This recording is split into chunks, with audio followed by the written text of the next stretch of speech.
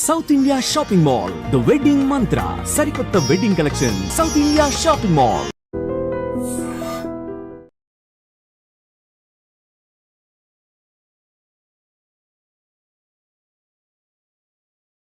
రంగారెడ్డి ప్రాజెక్టులో అని చెప్పి స్పష్టంగా సుప్రీంకోర్టు తీర్పిచ్చింది.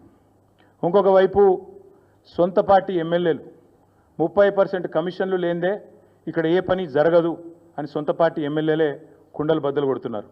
అట్లాగే సొంత మంత్రులు క్యాబినెట్ సహచరులు స్పష్టంగా చెప్తున్నారు, మా మంత్రులు పైసలు తీసుకుంటారు లేకపోతే ఫైళ్ళు కదలై అని చెప్పి పాపం నిజాయితీగా ఒప్పుకుంటున్నారు. ఇంకోవైపు సొంత మామ పిల్లనిచ్చిన మామ కాళేశ్వరంలో అవినీతి ఎక్కడిది మన్నెక్కడిది, 1,00,000 కోట్ల ప్రాజెక్టులో 94,000 కోట్లు ఖర్చు అయితే అలా 1,00,000 కోట్ల కుంభకోణం అని ఎట్లా అంటారు, ఇది అసంబద్ధం అని చెప్పి సొంత పిల్లనిచ్చిన మామ చెప్తా ఉన్నారు.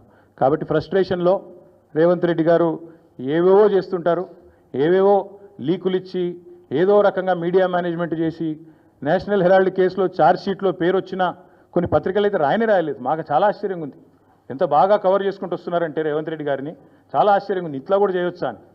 అంటే ఇంత పెద్ద కేసులో ఇంత పెద్ద మ్యాటర్ వస్తే ఒక ముఖ్యమంత్రి పేరు వస్తే ఇదే కేసీఆర్ గారి పేరుంటే రాకపోదురా? ఇదే కేసీఆర్ గారి పేరుంటే కోతికి కొబ్బరి చిప్ప దొరికినట్టు కొంతమంది సంబరాలు చేసుకుంటూ పేపర్ల నిండా తాటికాయంత అక్షరాలతో రాసేటోళ్ళు ఇలా రేవంత్ రెడ్డి గారికి కవరింగ్ ఇచ్చేందుకు చాలా కష్టపడి కాపాడుతున్నారు. వారందరికీ నేను చేసే విజ్ఞప్తి ఒకటే, మీరు ఎన్ని చేసినా ఎంత గింజుకున్నా ఈ మీడియా సంస్థలు ఎంత తాపత్రయపడ్డా ఆయన మీకు ఎంత అడ్వర్టైజ్మెంట్లు ఇచ్చినా ఎన్ని రకాలుగా మిమ్మల్ని ఫోన్ చేసి బెదిరించినా ప్రజలకు విషయం అర్థమైపోయింది. ఈయన ఒక లొట్టపీసు ముఖ్యమంత్రి, ఈయనతను ఏం కాదు అని అర్థమైంది. కాబట్టి మీరు కూడా దయచేసి నిష్పక్షపాతంగా వార్తలు ప్రజలకు చెప్పండి. లేకపోతే సోషల్ మీడియా ఉంది, మీరు చెప్పినా చెప్పకపోయినా సోషల్ మీడియా ద్వారా ప్రజలకు అన్నీ తెలుస్తాయి. తెలియదు ఇక మేము పిల్లి కదా కళ్ళు మూసుకొని పాలు తాగితే తెలియదు అనుకుంటుంది అన్నట్టు మేము రాయకపోతే వార్తనే కాదు, మేము రాయకపోతే మేము నొక్కేస్తే ఎవరైనా కూడా వాస్తవాలు చెప్తున్నాం. మీకు అబద్ధం అనిపిస్తే నేనేం చేయాలి? కానీ చాలామంది రాస్తలేరు, మరి ఏం చేయాలి? మరి మా బాధ మేము చెప్పుకోవాలి కదా, ప్రజలకన్నా చెప్పుకోవాలి కదా. కాబట్టి మీరు అట్లా అనుకొని మీ భ్రమల్లో ఉన్నంత మాత్రాన మీరు చేయగలిగేది ఏం లేదని కూడా చెప్తూ సహకరించే మిత్రులకు థ్యాంక్ యూ.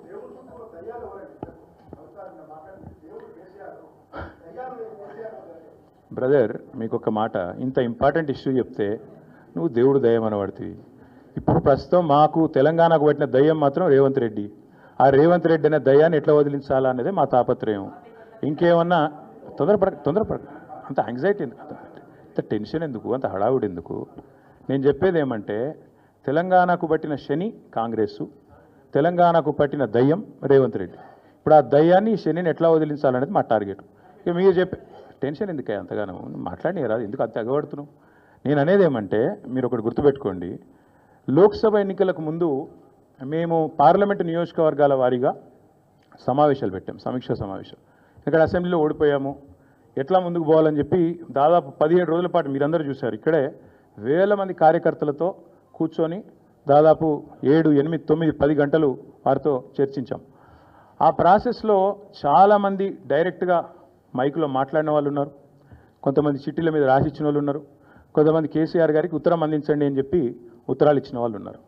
కాబట్టి మా పార్టీలో we encourage open culture, democracy కాబట్టి, డెమోక్రాటిక్ పార్టీ కాబట్టి, ప్రజాస్వామిక స్ఫూర్తి ఉన్న పార్టీ కాబట్టి మా పార్టీ అధ్యక్షుల వారికి ఎవరైనా సూచనలు చేయాలనుకుంటే ఉత్తరాలు రాయొచ్చు. అదేదో చాలా గొప్ప విషయం అన్నట్టు మీరందరూ అంత బాధపడిపోవాల్సిన అవసరం ఏం లేదు.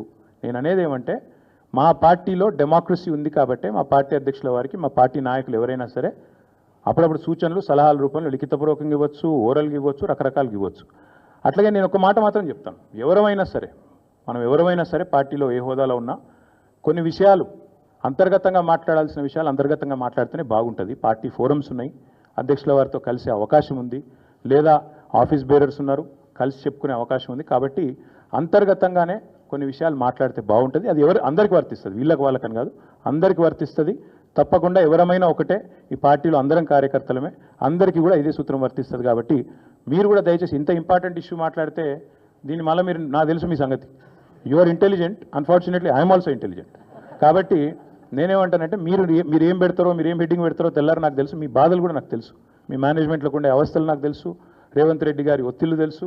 కాబట్టి నేను ఎక్కువ చెప్పను, ఒకటి మాత్రం చెప్తాను, మా పార్టీలో డెమోక్రసీ ఉంది, మా పార్టీలో సలహాలు సూచనలు ఎవరైనా ఇవ్వచ్చు, ఎట్లా అయినా ఇవ్వచ్చు. గతంలో పార్లమెంట్ సమావేశాల సందర్భంగా లేఖలు వచ్చినాయి, సూచనలు వచ్చాయి, అట్లా వచ్చినప్పుడు వాటిని ప్రజాస్వామికంగా స్వీకరిస్తాం. Thank you. మీ అందరికీ థ్యాంక్ యూ.